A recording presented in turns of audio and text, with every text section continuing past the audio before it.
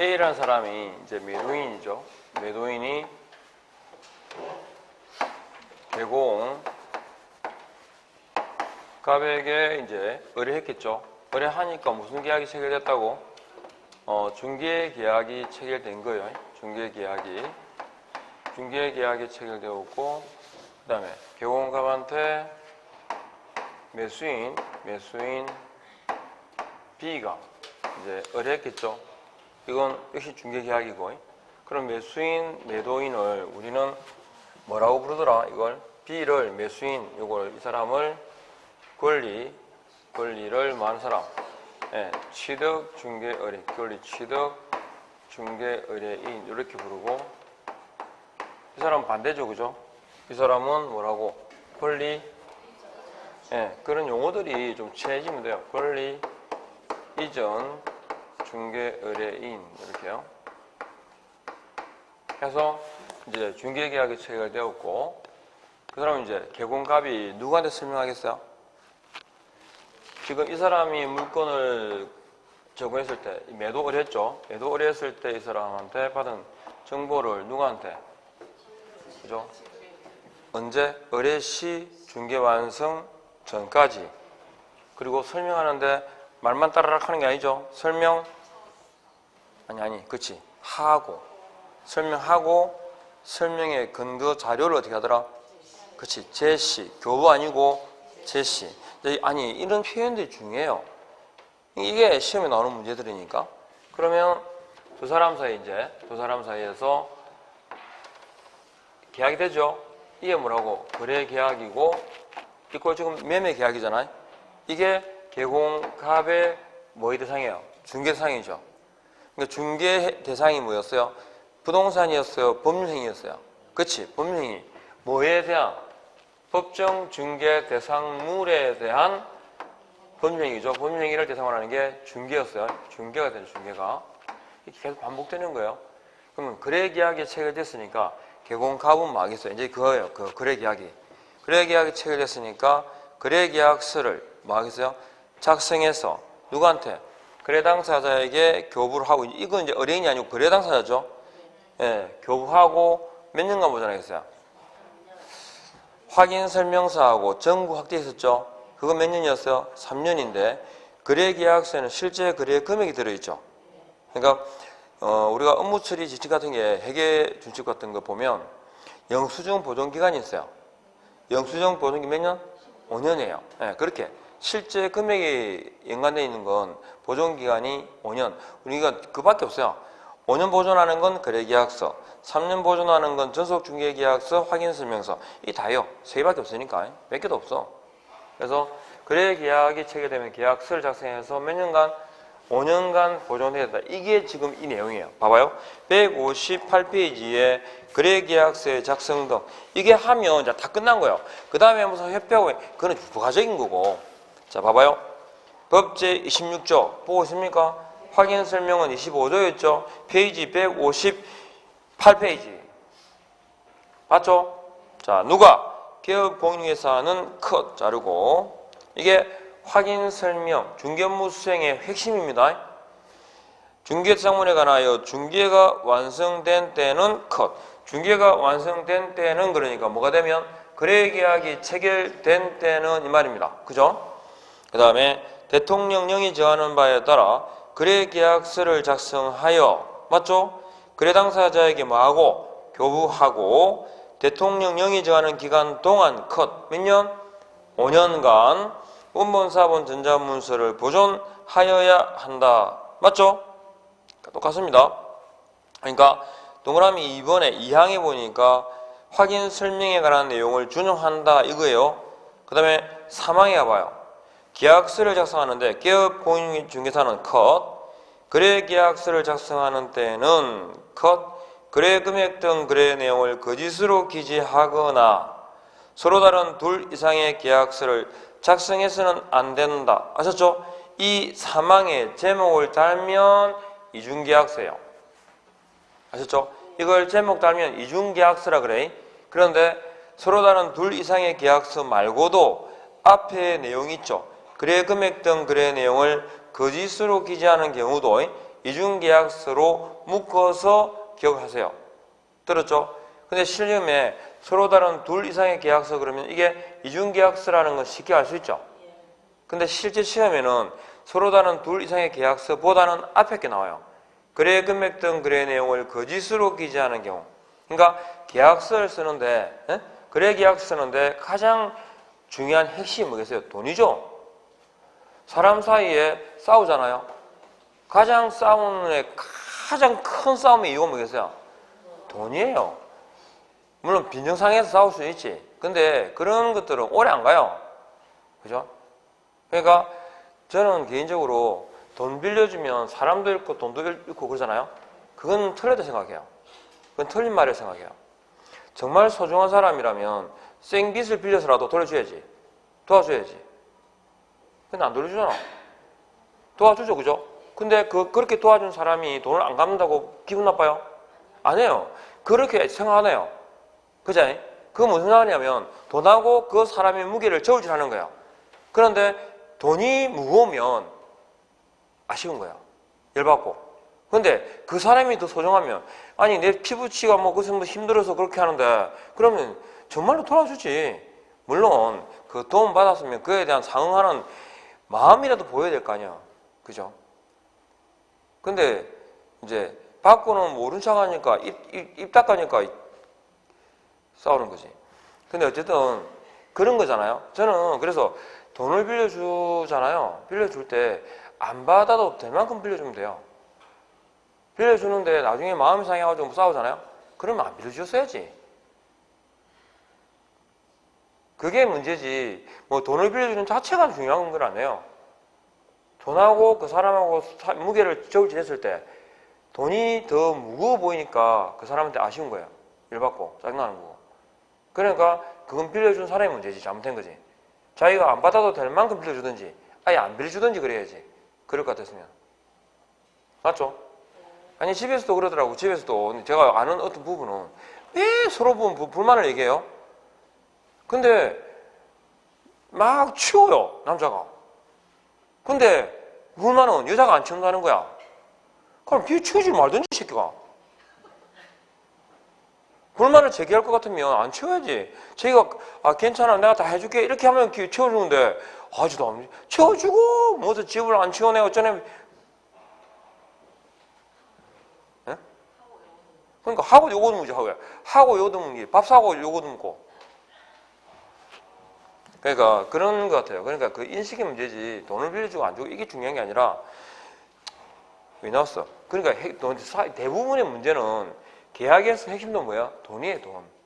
그 거래 금액을 거짓으로 기재하거나 서로 다른 둘 이상의 계약서 묶어서 뭐라고? 이중계약서. 이건 봐봐요. 자, 이것도 하나 또 인식할 게 있어요. 공인중개사법에서 이중이란 말이 붙으면 제재가 세요. 이해하겠죠? 자, 이중 등록 된다 그랬어요? 안 된다 그랬어요? 안 된다 그랬죠? 그러면 이중 소속은 될까 안 될까? 이거는 예외가 없다 그랬죠? 그러니까 절대적 금지라 그랬죠? 그러면 등록 어떻게 하겠어요, 이거는? 이중 등록, 이중 소속은. 등록은 취소해야 된다, 그죠? 취소하고 할 수 있고, 하고 1대1이에요. 그러면, 자, 이중 사무소가 있어. 사무소는 하나밖에 못 두죠, 원래? 근데 2개 이상 두는 예외가 있어, 없어요? 있죠. 그게 뭐야? 법인이에요. 법인의 분사무소죠. 그러니까 이중사무소, 사무소 2개 이상 못 둔다라고 하는 건 절대 금지예요, 상대적 금지예요? 상대적 금지예요. 그러니까 이건 등록은 취소하고 할 수 있고 1대1이에요. 이해하겠죠? 그런데 시험에는 이게 잘 나와요. 자, 이중이라는 말이 보통 세다 그랬죠? 근데 이거 유일하게 이거는 기억하세요. 어떻게? 이렇게 상치만 뭐가 붙다고? 다 이중이 붙으면 형벌이 따라왔잖아. 형벌이 뭐냐면 형법상에 규정되어 있는 징역 또는 벌금형을 고하는 경우를 형벌 그래요. 그러니까 없어요. 알겠죠? 그래서 뭐라고? 상치만.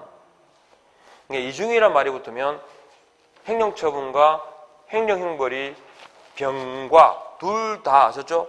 등록은 등록대로 날리고 동시에 또 법원에 검찰에 고소를 해요. 고발이죠. 고발을 해가지고 제재를 받게 해요. 고발 조치하거든요. 이해하지 못하는지? 그런데 이건 뭐라고? 상치만이에요. 그런데 시험에는 어떻게 나오겠어요? 등록을 취소할 수 있고 이런 식으로 나온다는 거야, 시험에. 아셨죠? 그래서 이중할 때 제재가 세지만 이거는 뭐라고? 상치만이라고 이제 입에 붙여 기억해요. 만. 등록을 취소할 수 있다. 그러면 봐. 계약서에는 그러면 계약서에는 어떤 내용들이 들어갈까요? 159페이지 봐봐요. 박스 있죠? 몇 가지예요? 세에 보면 9개예요. 확인 설명 사항도 몇 개? 9가지. 그럼 거래 계약서에 필요 기재 사항도 몇 개? 9가지. 그럼 봐봐요. 거래 계약서는 봐봐. 거래 계약서는 우리가 지금 앞에 쭉 배웠던 서식들 있죠? 확인 설명서, 전속 중개 계약서 이런 거. 이거 법정 서식이에요? 임의 서식이에요? 법정 서식이에요. 아셨죠? 근데 공인중개사법을 통틀어서 여러분 배우는 서식은 다 법정 서식이에요. 근데 딱 하나가 임의 서식이 있어요. 이게 거래계약서예요. 매매계약서, 임대차 계약서 있죠? 계약서는 사실은 법으로 정한 게 있어 없어? 없어요. 쓰면 돼. 자기들끼리. 이해하겠죠? 그러면 쓰면 되는데 대신에 공인중개사법에서 9개는 꼭 들어가야 돼 라고 정한 게 있어요. 그게 뭐냐면 박사는 지금 필요 기재사항이에요. 이해하겠죠? 거래계약서는 그럼 백지에도 쓸 수 있다 없다? 있다. 백지에 작성을 해도 뭘 적어야 돼? 이 9개는 들어가야 돼요. 그 9가지의 핵심이 뭐냐면 봐봐요. 거래계약서에는 뭐가 들어가냐? 누가 사고 파느냐죠. 이해하겠죠? 사고 파는 사람에 관한 내용이 들어가요. 그 다음에 물건 있죠, 물건. 물건에 관한 내용이 들어가요. 즉 소재, 어디에 있는 땅, 면적이 얼마나 되고 이런 거 있잖아요. 그리고 핵심은 이거예요. 돈이에요. 이 세 가지가 들어가. 그러니까 역시도 물어요. 다음 중 거래계약서 필요 기재사항이 아닌 것은 하고 묻거든요. 주로 나오는 게 뭐겠어요? 아까 또 했던 거. 확인 설명사항하고 정보공개사항하고 비교했죠. 그 세 개가 차이점이 그랬죠. 뭐 잘못 맞으면 조진다고? 보토조 아셨죠? 보톡스 잘못, 이건 보톡스 잘못 맞으면 조지는 거 아닙니다. 어쨌든 이어자는 거지. 보토조. 너무 자주 맞으면 안 돼. 보토조 아셨죠? 그러니까 마찬가지로 시험에도 주로 나오는 거 이거야. 보수, 조세 아셨죠? 이건 사기 전에 설명해 줄 사항이지 그걸 매매 계약서에 본 적 있어요? 세금이 얼마 내고 이렇게 소장 월급이 아니지. 소장 보수로 얼마 줬는지 이런 거 안 적어놨죠? 계약서에, 매매 계약서에. 맞죠? 네. 그래서 보토조 똑같아요. 이해하겠습니까? 보수라든지 조세라든지 아시죠? 그리고 공법상의 제한이 있잖아요. 땅을 사는데 이 땅에는 뭐는 되고 뭐는 안 되고 하는 거 있잖아요. 그걸 계약서에 적을까요? 설명서에 적을까요? 설명서입니다. 그런 내용을 이미 조정, 조율 다 해가지고 뭐 하는 거야? 사는 거잖아. 그러니까 그건 확인 설명할 때 필요한 거지. 매매 계약서에, 그죠? 토지 거래 허가를 받아야 되네, 무슨 공법상에 어떤 제한을 받네, 이런 내용을 적진 않아요. 이해하는 거 하는지. 예, 그래서 사람에 대해서, 물건에 대해서, 돈에 대해서 내용이 핵심이다라는 것만 알면 돼. 그래서 9가지가 있는데 역시도 참고로 보시면 돼요. 주의할 건 한번 제일 자주 나오는 거 기억에 인적사항이 줄 거 봐요. 시험에 이렇게 나온 적이 있어요. 거래 계약서를 작성하고 당사자 인적사항은 공란으로 비워두었다. 이렇게 나왔어 시험에. 잘한 거야 틀린 거야? 틀린 거야. 사람을 빼버리면 어떻게 되겠어? 맞죠? 말이 안 되는 거잖아요. 그 다음에 또 하나가 뭐냐면 자 디귿에 계약일도 잘 나와요. 계약일.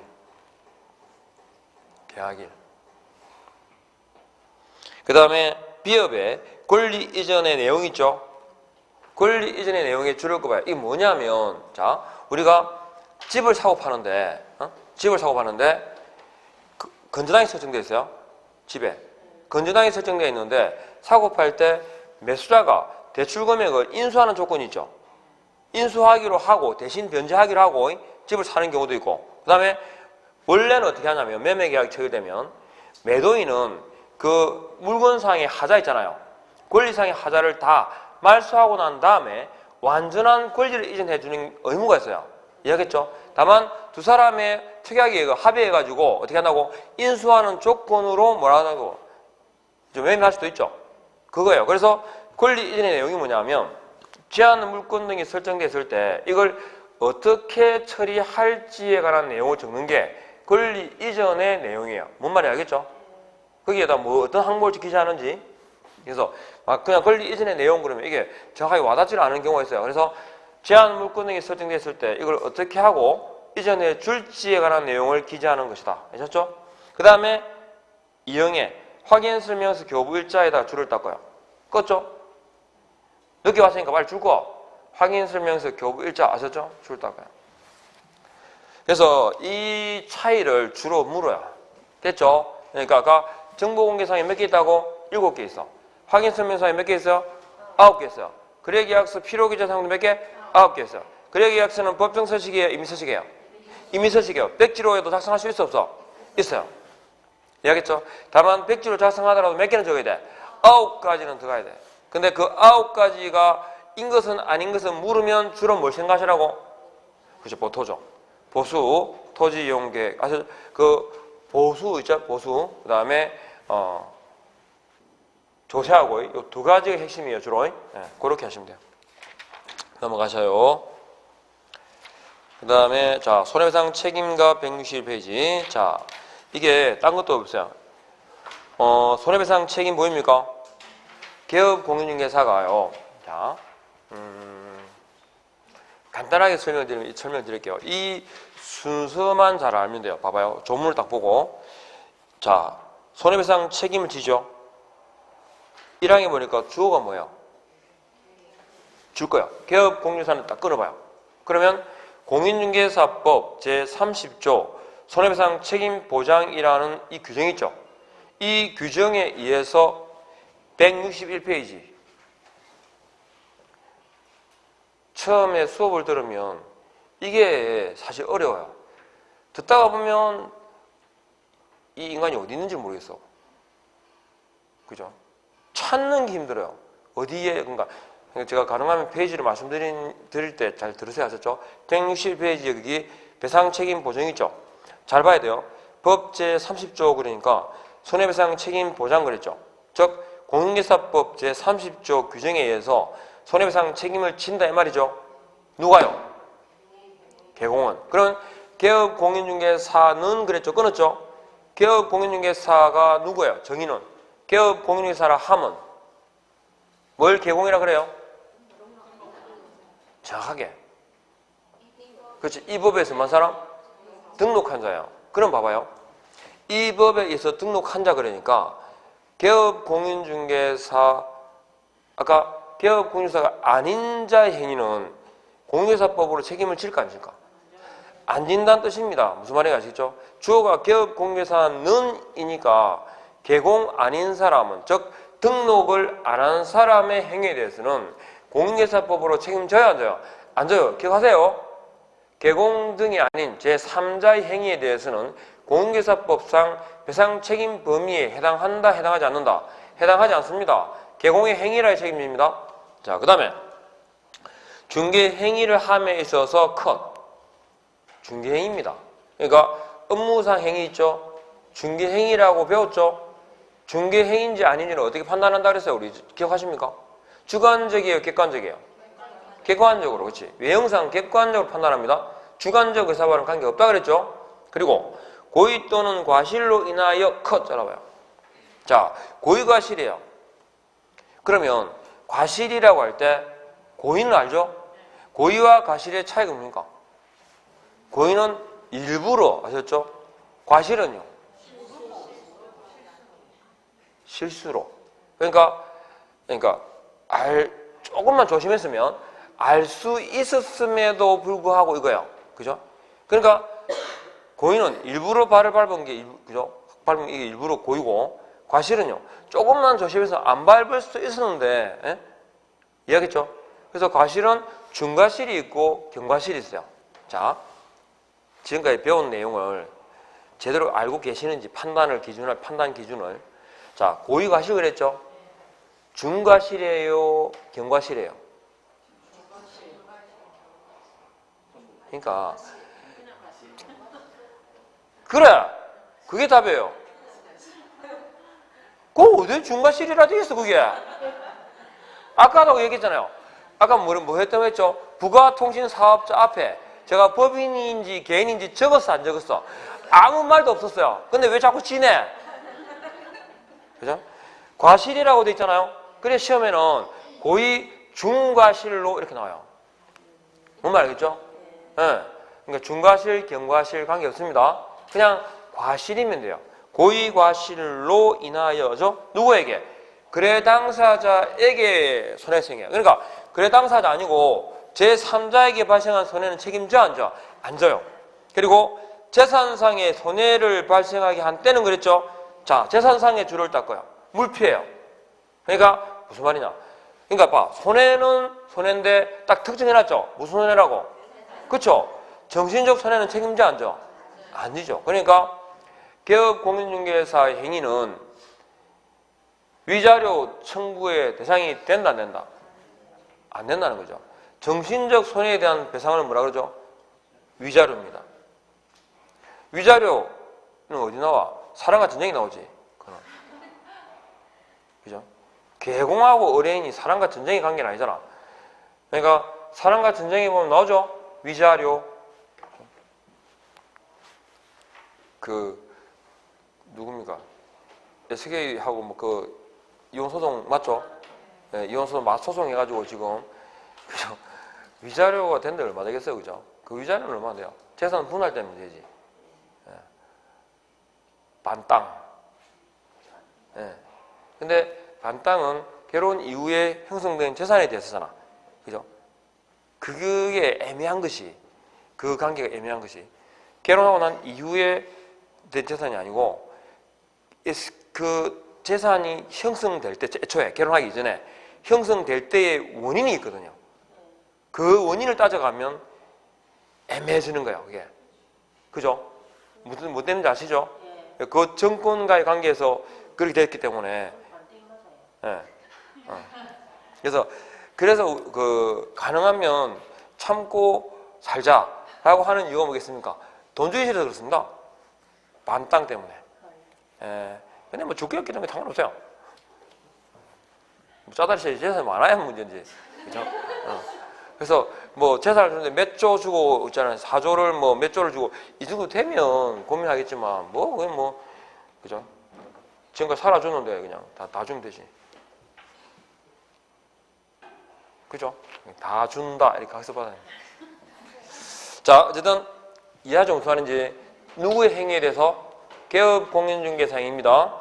그리고 중개행위를 함에 있어서 그러니까 중개행위는 중개행위를 함에 있어서 업무상행위죠. 중개행위죠. 어떤 게 중개행위라고? 주관적으로 객관적으로? 객관적으로 판단합니다. 그리고 그 원인은 고의 또는 과실로 인하여 그랬잖아요. 고의 또는 과실이 있어야 되는데 과실은 경중을 구분하고 있지 않다.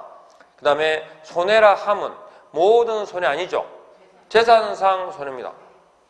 모두 다 책임지는 건 오빠라 그랬죠. 재산상 손해를 발생하게 한 때는 손해를 배상할 책임이 있다. 그래서 거기 법 제30조 1항은 과실 책임이에요. 즉 잘못이 있을 때 책임지는 겁니다. 제목 달면 과실 책임이에요. 1항은. 그러면 2항과 2항이 가봐요. 자, 개업 공인중개사는 중개사무소 있죠. 이런 거야. 자, 개공갑이 A라는 매수자를 데리고 땅을 사러 가는데 옛날에 한번 이런 적 있죠. 아직도 지금 논쟁 중이죠. 공항이 어디로 들어오냐. 김해공항을 확장해서 지금 하기로 했잖아요. 리모델 새로 해가지고. 그런데 지금 저기 어딥니까 저기 부산. 가덕도 신항만으로 가자. 그 다음에 여기는 또 밀양? 하여튼 이쪽으로 그렇게 막 경남하고 싸워요. 근데, 신항만 쪽으로 가면 부산은 좋죠. 근데 이 대구, 경북, 울산, 그 다음에 경남까지 통과하는 이 세 개 시도가 주장을 해요. 요쪽에서 짓자고, 따로. 왜냐면 거기 이제 가까운 근접성 때문에. 어쨌든 그렇게 싸우는데, A가 계속 생각이 왔다 갔다 하는 거예요. 그래서 땅을 보러 가기로 했어, 밀양 예전에 하남이었죠. 들어온다고 했던 게. 하여튼, 이쪽으로 땅을 보러 가기로 했어. 근데 가면서도 계속 사도 될까요? 줘볼까요? 그래서 또 산다 했다가 좀 지나니까, 이거 사야 되나? 계속 일하고 있는 거야. 종아. 아가씨와 아줌마의 차이가 뭔지 아세요?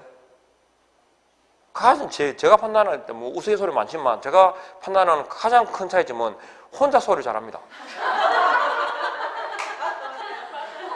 아가씨가 걸어갈 때 혼자 소리하는 건 귀에 뭔가 꽂아 있어. 그러니까 이어폰 있잖아요, 그죠? 블루투스 이어폰 이게 전화하고 있는 거 혼자서, 그죠? 근데 아줌마는 시도 때도 좋아합니다, 혼자서.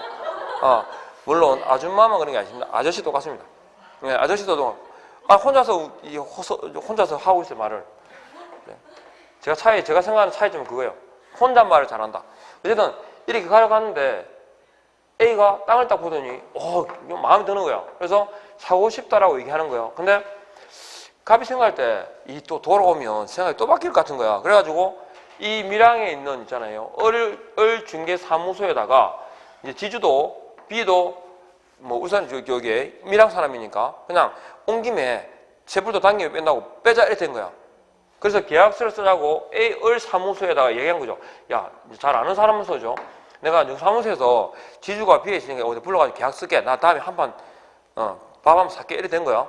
그래서 을 사무소에서 데리고 와가지고 A, B를 데리고 갑이 그죠? 계약서를 쓰게 만들었어요. 그랬는데 나중에 알고 보니까 권리관계 확인이 미비된 거야. 이 땅에 대해서 문제가 있는 땅인가 아셨죠? 그래서 손해가 딱 생기니까 A가 누구한테 배상해달라고 했어요? 갑한테 하겠죠. 야, 손해배상 해줘. 그러니까 갑이 뱉어라 이렇게 하는 거야. 그러니까 이때 A는 갑한테만이 아니고 누구한테? 을한테도 배를 쬐 수 있어요. 배상을 청구할 수 있습니다. 을이 잘못된 게 있어 없어요? 뭐? 아니 을은 중개도 안 했어. 아무것도 안 했어. 당사자가 아니에요. 그래서 잘못했어. 뭐 잘못했어? 사무소를 빌려준 거야. 장소를 제공한 것만으로도 책임져야 돼요. 이해하겠죠? 그러니까 아는 처지에 어떻게 뭐 계약서 쓴다는데 사무소를 안 빌려줘요 라고 하면 안 돼요. 아셨죠? 공동으로 책임질 자신 있으면 하면 돼. 그러니까 왜냐하면 돌아올 때까지 있잖아요. 신중하게 한 번 더 생각할 수 있는 텀이 있었거든. 무슨 말이겠죠? 한 번 더 수고할 수 있는 기회를 박탈시킨 거야. 예를 들자면 그래서 아무 잘못도 과실이 없음에도 불구하고 사무소를 제공한 것만으로도 책임을 져야 됩니다. 연대 책임을 아셨죠? 그러니까 이 항은 봐봐요. 자기의 중개사무소를 다른 사람의 중개행위 장소로 제공함으로써 컷. 나머지는 똑같죠? 책임져야 돼요. 그러니까 1항은 과실 책임, 2항은 무과실 책임을 져. 아셨죠? 그리고 자, 그 다음에 3항에 가봐요. 개업 공인중개사는 컷. 언제까지? 업무를 개시하기 전에 컷. 자, 그리고 1항, 2항 규정에 의한 배상 책임을 보장하기 위하여 대통령령이 정하는 바에 따라 자, 보정보험 쭉 가서 공제 축구. 그 다음 밑에 공탁하여야 한다 그랬죠? 자, 뭐다? 보정을 설정해야 된다 이 말입니다. 자, 보정 방법 몇 개 있어요? 3개. 확실합니까? 시험에는 2개가 나옵니다. 시험에 2개가 나온다고 틀린 걸로. 보정보험 또는 공제에 가입해야 한다 이렇게 나오거든요. 네, 그래서 공탁까지 몇 개라고? 3개. 언제까지 해야 될까요? 업무 개시 전까지 합니다. 그러면 누가요? 개공이라고 했죠? 그러면 이 사람 등록했어 안 했어? 했죠? 등록이 먼저예요? 보정이 먼저예요? 등록이 먼저예요? 보정이 먼저예요? 뭐라노? 등록이 먼저입니다. 아셨죠? 개공이라고 부른다는 자체가 등록했다는 말이잖아요. 그러니까 보정은 등록 요건이에요? 등록정 교부 요건이에요? 교부 요건이에요. 순서가 이렇게 돼요. 그러니까 자, 순서가 봐봐요. 등록을 신청하죠. 등록을 신청하면 며칠? 7일 이내에 그죠? 7일 내에 등록에 통지를 하죠. 통지를 받으면 이걸 뭐예요? 등록된 거죠. 그러니까 이때 통지 전에는 개공이다 아니다? 아니에요. 통지를 받으면 개공이 되죠. 그런데 바로 업무를 개시할 수 있다고 했어? 없다고 했어? 없어요. 왜 없어? 네, 등록증이 없으니까. 그래서 뭘 하느냐? 보정을 설정해요. 보정을 설정하죠. 그 다음에 보정 설정에 신고하잖아. 신고하면 등록 과정이 뭐 하겠어요? 등록증을 교부해주죠. 등록증에 교부를 받으면 뭐 한다고? 업무를 개시하는 거죠. 그러니까 보정 설정 언제까지 해야 돼? 업무를 개시하기 전까지만 하면 돼요. 봐봐요. 등록의 통지를 받은 자가 보정 없이 업무를 개시했어요. 그러면 무등록자일까요? 개공일까요? 등록의 통지를 받은 자가 보정 설정 없이 업무를 개시했을 때 이 사람은 개공일까요? 무등록자일까요?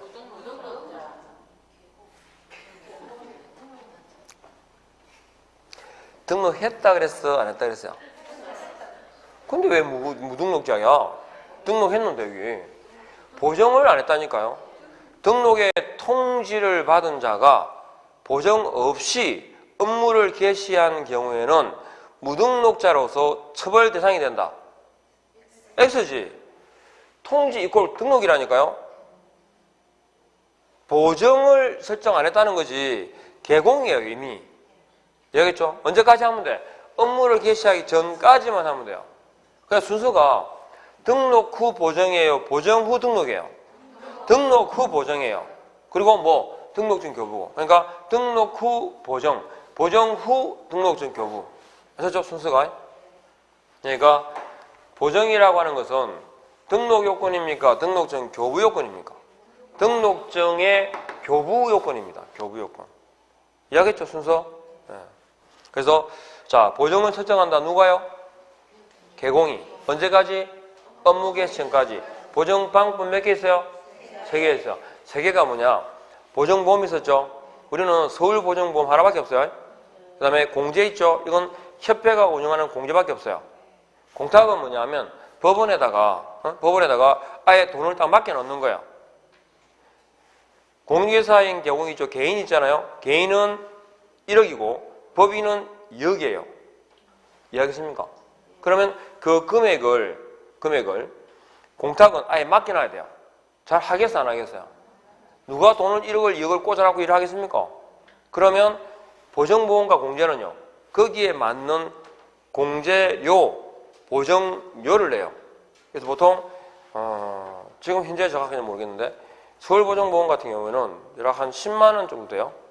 그리고 협회에서 운영하는 경우는 19만 8천 원으로 아직 기억하는데 그 요율이 같다면 19만 8천 원인데 19만 8천 원이 돈이 아니고 원래 보정료 공제료는 매달 내는 거잖아. 그죠? 일시불로 내기 때문에 할인이 돼요. 할인해가지고 대략 한 19만 8천 원 좀 내요. 뭔 말이겠죠? 그러니까 돈 차이가 많이 나니까 보정보험에 가입하는 사람도 있어요.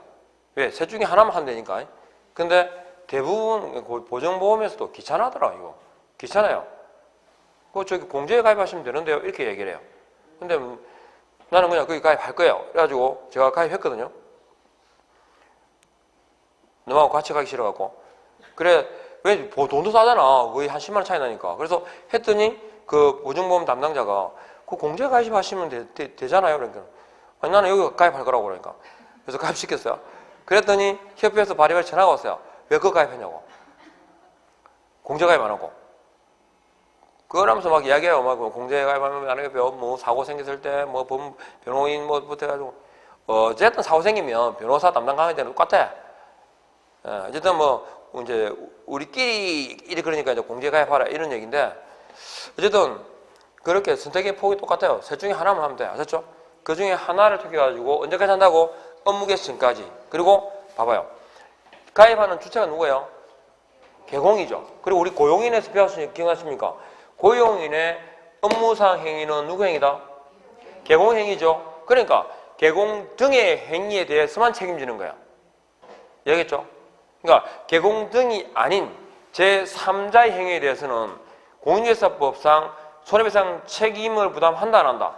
안 한다. 이렇게만 알고 계시면 돼요. 됐죠? 자, 넘어가요. 쭉 가보세요. 그래서 뭐 보정 설정 방법 몇 개 있다고? 3개 있다고 그랬죠. 그래서 166페이지 가봐요.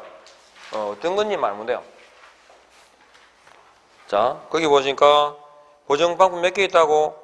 3개 있어요. 그리고 자, 거기에 법 제30조가 사항과의 사항에 뭐라 되냐면 공탁한 공탁금은 보입니까? 아까 공탁은 그 돈을 딱 맡긴다 그랬죠, 진액을. 법원에다가 맡긴다 그랬죠. 166페이지에. 딱 맡기는데 잘 그러니까 현금을 꽂아놓고 일을 하진 않잖아요. 그죠? 그런데 돈을 딱 맡겨놨잖아요. 맡겨놨는데 폐업도는 사망한 날부터 보이죠? 법을 그만뒀어요. 그죠? 주급했으니까. 그러면 3년간은요 회수할 수 없어요. 무슨 말인지 아시겠어요? 그거? 그러니까 그치. 법원에다가 돈을 딱 맡겼잖아요. 법원에다가 뭐 1억이든 아니면 2억이라고 딱 맡겨놨죠. 그러면 만일에 이게 사망했다가 돈을 찾아가 버리면 의뢰인이 법원에 대해서 공탁금 주세요라고 하더라도 돈을 줄 수가 없잖아요. 그러면 다시 민사로 가야 되고 소송 가야 돼요. 그래서 최소한 개공이 사망했거나 법을 그만뒀다 하더라도 몇 년간은 책임지겠다? 3년간은 책임지겠다는 거야. 알겠죠? 그래서 3년간 회수를 못합니다. 그 다음에 5번에 보세요. 기업 공인유사는 중개가 완성된 때는 뭐야 이거? 다른 말로 바꿔 읽어봐. 그렇죠. 거래계약이 체결된 때는 이 말이죠. 거래 당사자에게 손해배상 책임 보장에 관한 다음 사항을 자 설명 다음에 줄 거 봐요. 설명대 항상 뭐가 온다고? 하고가 온다 그랬어요. 하고예요. 그러니까 설명을 하고 그 다음에 관계정서 사본을 교부하거나 관계정서에 관한 전자문서를 제공해야 한다. 그 매매계약이나 할 때 그 소장한테서 뭐뭐 받았어요? 혹시? 소장이 뭐뭐 주든가? 계약 딱 하니까. 계약서 주죠. 매매계약서. 또 확인 설명사무 주죠. 그리고 뭐 주든가요? 그치. 공제정서 카피가 하나 주죠. 그게 4번이에요.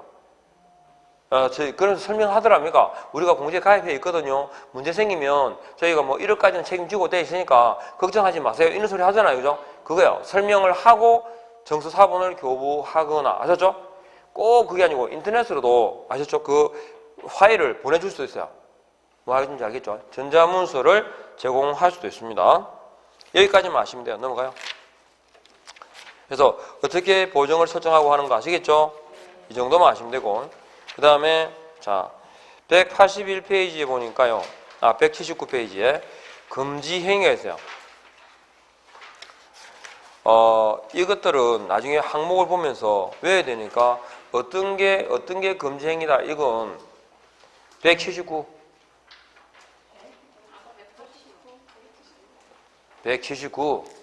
찾아보면 되지. 다시 179 보이죠?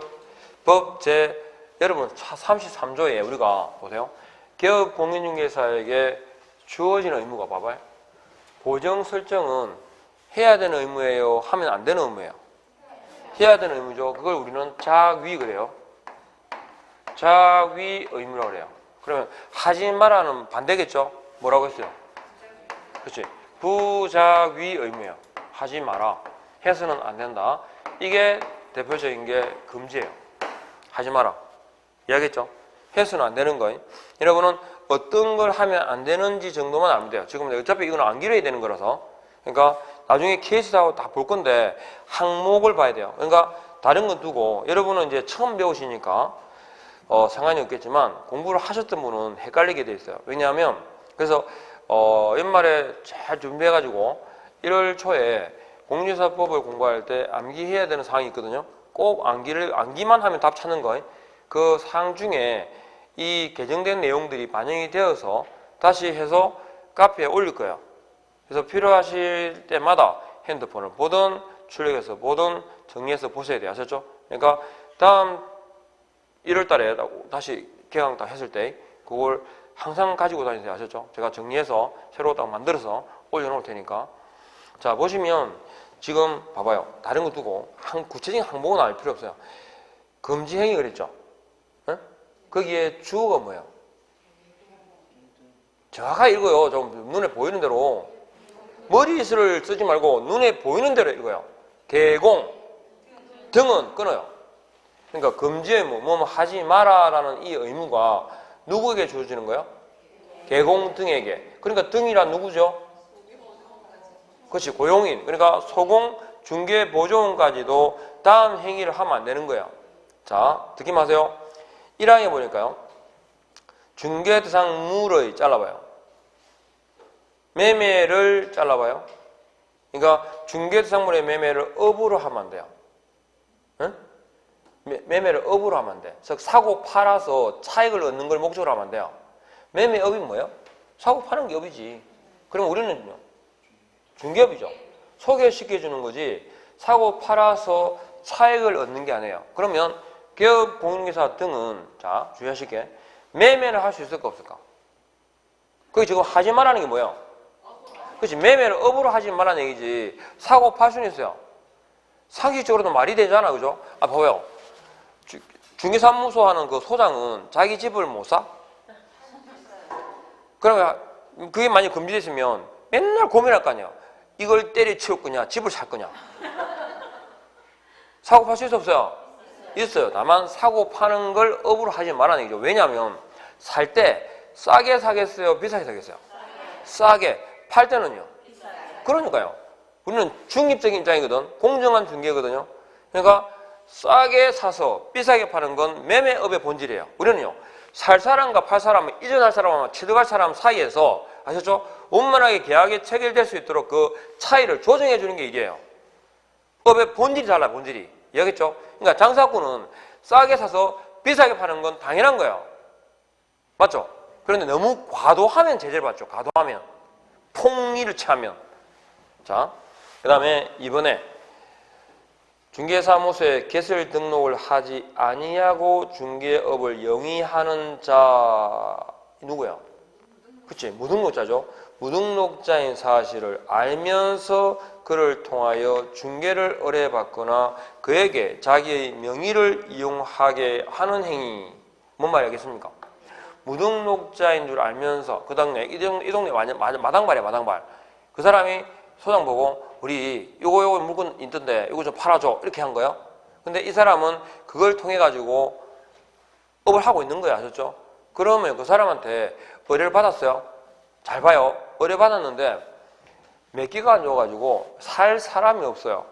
그럼 이 사람은 금지 행위를 위반했을까요? 안 했을까요?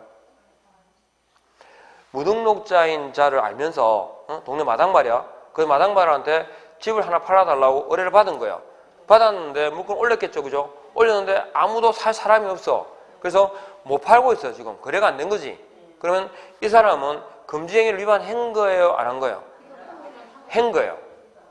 그거 잘 봐봐요. 그거 뭐라 돼 있는지. 그치? 무등록자인 사실을 알면서 의뢰받은 자체가 위반이에요. 거래가 됐냐 안 됐냐 그거 중요하지 않아. 이해하겠죠? 우리는 결과를 중요한 게 아니라 원인 자체의 행위를 못하게 하는 거예요. 의뢰를 받지 않았으면 거래가 될 리가 없잖아요. 뭔 말이죠? 그래서 의뢰 자체를 못 받게 하고 있어요. 금지예요. 그 다음에 세 번째, 사례증여 그 밖에 어떠한 명목으로도 보수 또는 실비를 초과하여 금품을 받는 행위를 하면 돼, 안 돼? 안 됩니다. 돈 받으면 안 돼요. 중개, 보수, 실비 말고 어떠한 명목으로도 돈을 받으면 안 돼요. 그러면 자 법정보수가 잘 들어봐요. 법정보수가 500만 원인데 1000만 원을 받기로 약속을 했어. 위반이다 아니다? 위반이다 아니다? 왜요? 그렇지. 뒤에 받는 경우도 있잖아요. 받는 행위. 받기로 약속한 것으로 처벌하진 않아요. 딱 그죠? 그 가로등 신호대에 딱 써가지고 빨간불인데 갈까 말까 하고 있는 게야. 처벌할 수 있어 없어요? 없어요. 일단 건너가야 돼. 아셨죠? 처벌 빨간불인데 그 지나가고 있으면 걸리겠죠. 예. 그리고 어떤 명목으로도 받으면 안 돼요. 이해하겠죠? 그러니까 계약이 체결됐는데 고맙다고 황금 열쇠를 하나 받았어요. 주면 받아야 돼, 안 받아야 돼? 받아야 되지. 받고 뭐 안 걸리면 되지. 주는 걸 갖다가 받으면 안 되지. 무조건 받아야지. 어쨌든 근데 법적으로 받으면 돼, 안 돼? 안 돼요. 응. 그 다음에 자, 네 번째. 거짓말하면 안 돼요. 거짓된 은행이 있죠. 줄을 딱 긋고. 거래상 중요 사항이 뭐냐면 우리 확인 설명사항 9개 배웠죠. 확인 설명사항 9가지가 거래상 중요 사항이에요. 근데 제가 확인 설명사항에서는 실제 거래 금액이라고 했어요. 예전 금액 그랬어요? 예전 금액이었죠. 근데 여기 거래상의 중요사항에는 실제 거래 금액도 포함됩니다. 무슨 말씀이냐면 개업공인중개사는 정상 가격을 파악해서 설명해 줄 의무가 있어요. 그러니까 정상 시가보다 지극히 높거나 지극히 낮은 금액으로 계약을 중개하잖아요. 그건 거짓말이에요. 이해하겠죠? 거짓된 은행으로 제재를 받습니다. 뜨끔히 하시면 돼요. 그 다음에 5번에 부동산 양도 해가지고 분양, 임대 등과 관련 있는 정서에다가 줄을 닦아봐요. 분양, 임대 등과 관련 있는 정서 등은 아무것도 하면 안 됩니다. 이해하겠죠? 청약 통장 같은 거 있잖아요. 이런 것들 사고 파는 걸 중개 자체도 안 돼요. 매매를 업으로 하는 건 당연히 안 되지만, 아셨죠? 아무것도 관여하면 안 돼요. 그 다음에 6번, 직접 거래 줄 거고 쌍방대의 줄을 꺼봐요. 직접 거래, 이런 거 있죠? 자, 아까 봐. A가 있잖아요. 이 사람이 의뢰인이에요. 개공갑한테 어디 아파트 하나 나온 거 있으면 알아봐 주세요 그랬어요. 그러니까 개공갑이 아파트 A하고 갑하고 사고 팔 수 있을까 없을까? 봐봐요. 아까 갑은 있잖아요. 갑은 아파트를 사고 팔 수 있어 없어요? 있죠? 매매할 수 있잖아요. 매매할 수 있는데 문제는 아파트를 사고 파는데 자기 의뢰인하고 사고 팔면 안 돼요.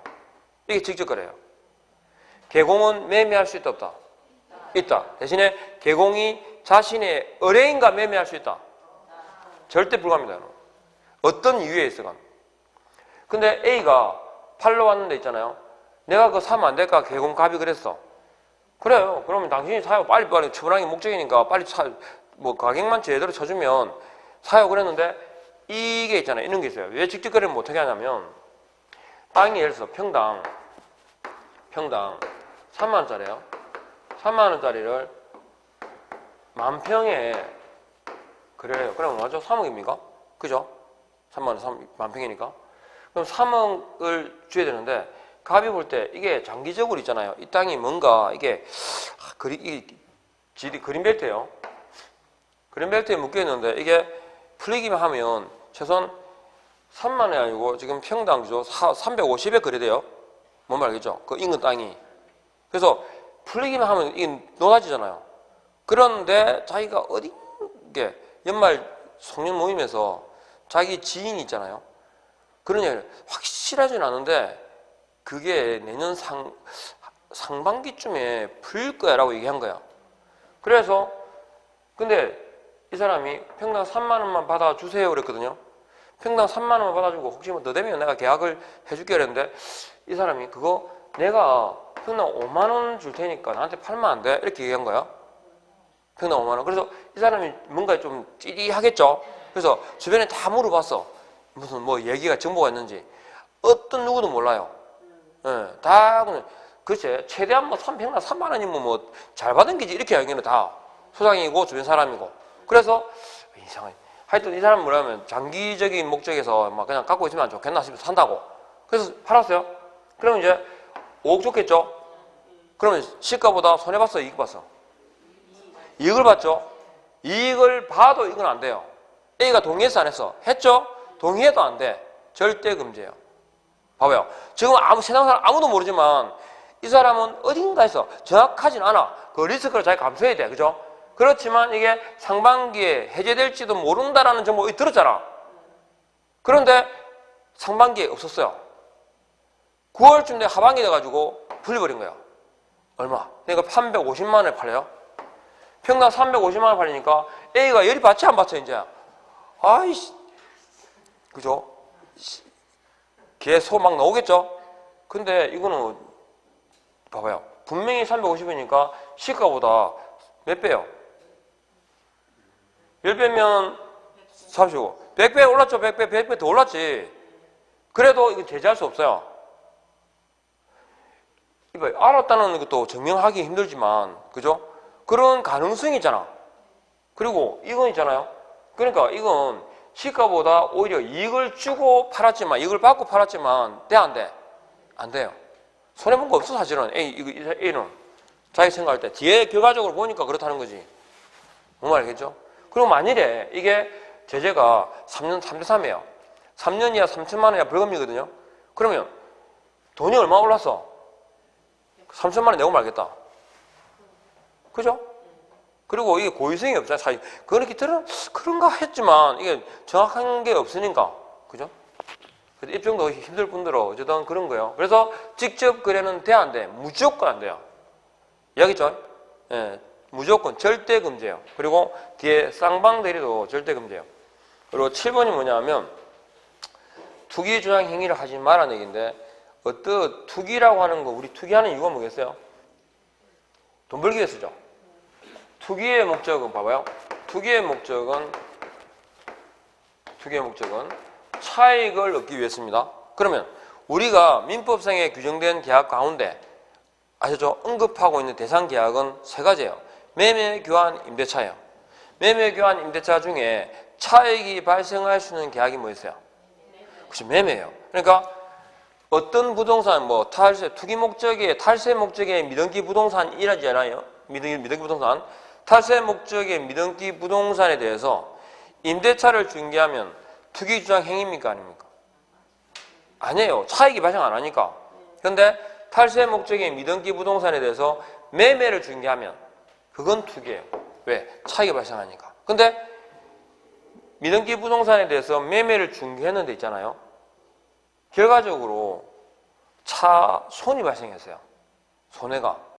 그러니까 그래서 피해를 주고 샀는데 급격히 경기가 안 좋아지면서 마피가 붙어야 팔 수 있는 거야. 그러면 손해를 많이 봤죠?